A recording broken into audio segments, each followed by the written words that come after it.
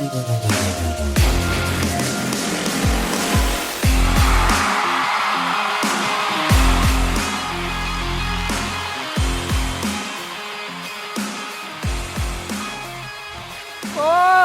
Colts Nation, we are just about there. You know, the next time you see this mug right here is going to be after a Colts regular season football game. I'm incredibly excited, quite a bit nervous as well. And how about Anthony Richardson coming out? They asked him if he felt pressure coming into the game. This guy goes out there and says, "Pressure is for the unprepared." That is like a line off the back of the best fortune cookie you've ever had in your entire life. Can this guy say anything wrong?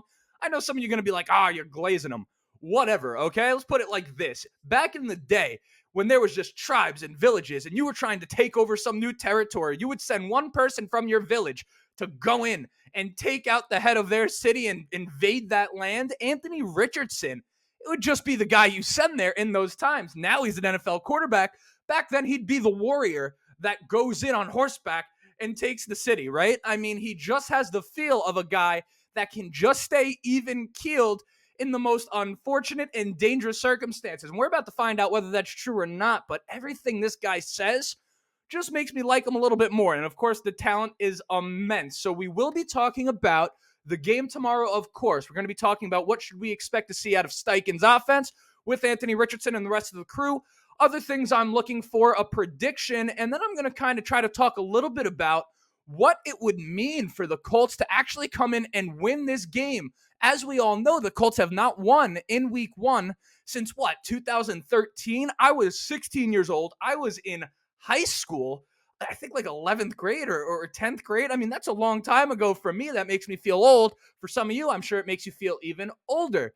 And the Jacksonville Jaguars have not won in Indianapolis since 2017. So we got two streaks kind of coming in here and colliding right now, kind of like week one last year where we had the Texans who can't beat us worth a lick and won't beat us in week two this year. And then the Colts were keeping that week one streak alive, and we ended up tying. And in hindsight, it was kind of like, why didn't I bet the tie? I don't one of those situations this year, not to tell you how to bet your money, but, I'm sure the tie is probably a pretty decent return, but I don't want to end up in jail, so don't take that advice. But regardless, let's go ahead and talk about everything, and then I'll let you enjoy your Saturday night. Beautiful UFC card later. Now, I know this is a Colts channel, but UFC, probably my second favorite sport. We got Sean Strickland versus the Chinese champion. I'll tell you, Strickland's a character. For any of you UFC fans, I'm as much of an Adesanya fan as anybody. I'm kind of rooting for Strickland just because what a menace he is, and how hysterical would it be for him to be one of the faces of the UFC, right? But besides the point, my name is Justin. This right here is the Riding the Bench Colts cast. As always, if you're enjoying the video, go ahead and shoot it a like. It's going to help me get out to as many Colts fans as humanly possible. And after all, I'm trying to become the biggest, the best, the baddest. Any word that you want to describe amazing with, I want to be a huge player in the Colts community. And it all starts with you shooting a like. Of course, if you're enjoying it or a returning listener, you can also subscribe. You're going to be here along for the journey. I am going to be doing this forever, let alone just through this season. We're talking like forever. I'm going to be talking about the Colts. I'm not just saying that. I mean it. But without further ado, let's go ahead and talk about this game, because the Colts do have the advantage of the unknown, which a lot of people are talking about. You have to think, you have a guy in Shane Steichen, who we obviously know the offenses he's run in Philadelphia and in San Diego and Los Angeles. I guess that was at the time. Were they the Chargers? You get my point. We have that, and we have Anthony Richardson. So the only tape that the Jaguars, who aren't exactly known for having a stellar defense, really the offense is what gets all the attention in Jacksonville. They might have to figure out what to do here, because there is no chance that the Colts showed everything they have to offer in the preseason from a playbook standpoint. Nobody in their right mind would do that. So curious to see what the offense brings to the table. As far as what I expect from the offense, for it to be, a little Chinese for lunch, a little Chinese food. As far as what I expect from the Colts offense, for it to be like a successful day, I want them to control the pace. I want them to win up front. And I want them to not turn the ball over too often. I don't want them to beat themselves, whether that's penalties, fumbles, interceptions. I would just like to see good execution. Doesn't have to be a 40-point day. I would just like to see them execute and look like they're prepared to go out to play there this week. That's my expectation for the Colts offense. The defense, an entirely different story, because you look at Jacksonville right here, and you guys know I love Kent Sterling as much as anybody. I think he's a very smart guy. I think his opinions are often very sound. One thing that I cannot get behind him on is the fact that the Jacksonville Jaguars are frauds. I think that is an utterly ridiculous claim, if I'm to be 100% honest with you, for a number of different reasons. Now, last year, I was also one of the people saying I thought the Jaguars were going to win the division, and this brain won again, probably about, I don't know, 80% of the time I'd say I'm right. The other 20% of the time I'm still right, but a little lesser. I'm sorry. Does the arrogance turn you guys off? Does it turn you off a little bit? It's all jokes. It's all jokes. But regardless, you look at Doug Peterson, who, I mean, really one of the great coaches of the past 20 years, particularly on the offensive side of the ball. Trevor Lawrence, if that was our quarterback, even though we have Anthony Richardson, we'd be excited about Trevor, let alone Calvin Ridley, Christian Kirk, Evan Ingram, Zay Jones. They've got weapons all over the place. ETN, Tank Bigsby looks like a pretty good prospect coming out of college, second running back for them. I mean, this is an offense that's a well-oiled machine and really had a very nice second half to last year. And again, the receivers are super talented, as is Evan Ingram. So this secondary of ours, this young secondary, what a test for us in week one. That is what I'm looking for. Ken Dallas Flowers and Darrell Baker Jr. and really Kenny Moore probably lined up on Christian Kirk for majority of the game inside the slot.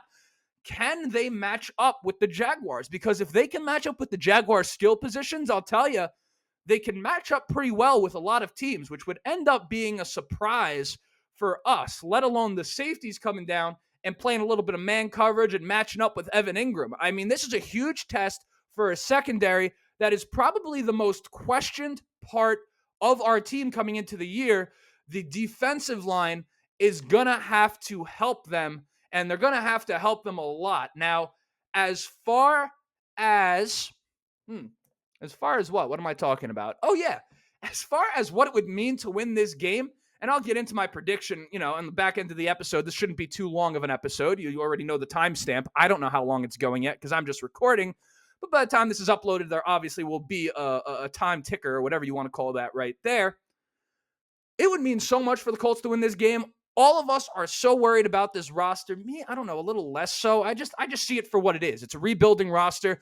We've got young guys, talent. Even if this year goes to shit, the reality of the situation is that there's going to be guys on this team this year that we don't know are a part of our future that by the end of the season we're going to be very comfortable having going into next year. But if we were to win this game, let's just say at home against Jacksonville, we break that streak, number one, what would that mean for the locker room? A lot of these guys are the same pieces we had on this team last year, and we all I think we know what the locker room was like last year, and it wasn't great. That seems blatantly obvious, but I do have to put the asterisk there because I wasn't in it. What a morale boost it would be for these guys to go from last season to breaking a 10-year streak, or I guess about to be 10 years if we don't win the game. I mean, to win this game against the favorite of the division would have us not only 1-0 in breaking that streak, it would have us 1-0 in the division going into week 2 against the Texans, who by all counts, I don't want to count my chickens before they're hatched, have absolutely no chance of beating the Indianapolis Colts because they're the Texans. There are only 3 teams in the AFC South. You have the Titans, the Jaguars, and the Colts. And then there's some fourth team that shows up every year as kind of like a punching bag for the rest of us, right? I mean, until Houston proves it, I assume we're going to win that game. So if we were to win against Jacksonville and then we win against Houston, we have a chance in a season where all of us were like, this is terrible, the sky is falling, to not only be 2-0 to start the season, but to be 2-0 in the division when we weren't even close to being the favorite. So the first 2 weeks of this season have massive, massive implications for what the Colts are able to do this season. And I view the Colts right now as a team. No, we're not going to go to the Super Bowl unless we do, but I kind of view them as a team that, hey, I think right around 500 is reasonable. And the great Max Kellerman, the way he describes a 500 team is 2 games under, 2 games over. They're all 500 teams. It's just a matter of, some of the games go away one year and they go a different way the other year. He kind of views like I'm trying to explain it better. I might have already explained it well. Let's say we went 8 and how many games are there now? 8 and 9 or 10 and 7. He views both of those as a 500 team. I kind of agree with that sentiment to some degree, just because there's so many games in the NFL that are decided by a few plays. just because your record is 2 wins more doesn't technically mean you're that much better than a team that has 2 less wins. Regardless, I'm going off on a tangent.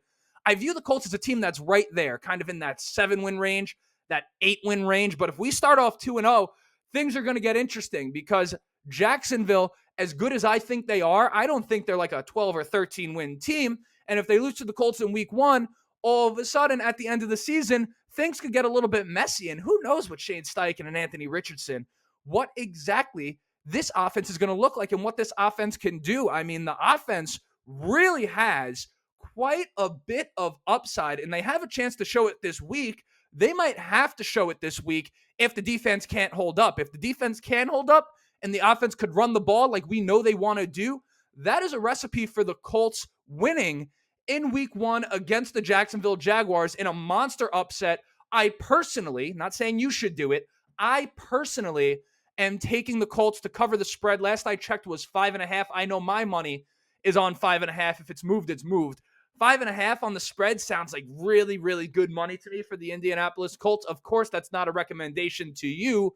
That is just, me, I don't know, just talking. I'm just babbling. It's what I do. That's what the show is.